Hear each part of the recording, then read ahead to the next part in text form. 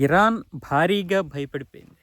ఎందుకంటే, ఒక్క ఇర్ఫాన్ సాల్తానీతో పాటు 26 మందికి ఉరిశిక్ష వేయాలని మొదట అనుకుంది ఇరాన్. కానీ అది ఒక సాల్తానో లేకపోతే 26 మందో గాదు. మొత్తం 800 మందిని ఉరిశిక్ష వేయాలని చూసింది. 800 మందికి.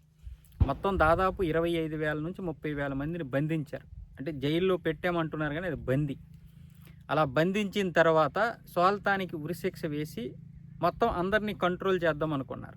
అప్పటికి కంట్రోల్ అవ్వకపోతే మరో 26 మందికి, ఆ తర్వాత మరో 800 మందికి ఉరిశిక్ష వేయడానికి ఇరాన్ అయితే ప్లాన్ చేసింది. ఇప్పుడు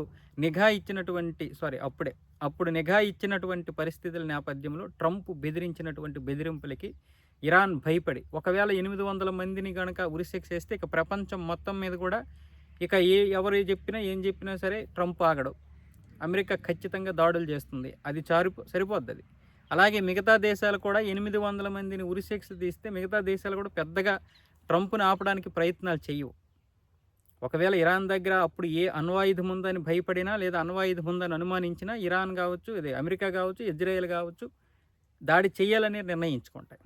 అదే మంచి అదును కాబట్టి. అందుకని ఇరాన్ కూడా వెనకడుగేసింది. ఇప్పుడు ఇర్ఫాన్ సాల్తానికి కూడా ఉరిశిక్ష నిలిపివేసింది. కాకపోతే నిన్నే ఆయనకి ఉరిశిక్ష వేయాలి. ఆ ఉరిశిక్షను కూడా ఇప్పుడు నిలుపుదల చేసింది.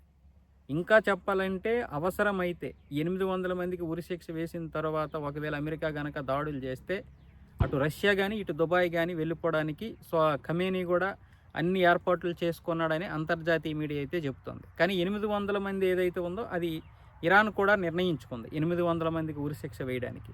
మరి వాళ్ళు అంతే, ప్రజల పరిస్థితి అక్కడ అత్యంత దారుణం. ఇప్పుడు 20,000 మంది 30,000 మందిని బంధించారంటే వాళ్ళనేమి స్వేచ్ఛగా వదిలేరు లోపల, మామూలుగా ఉండదు. లోపలికి వెళ్ళారంటేనే వాళ్ళకి ఒక మోత మోగిపోద్ది.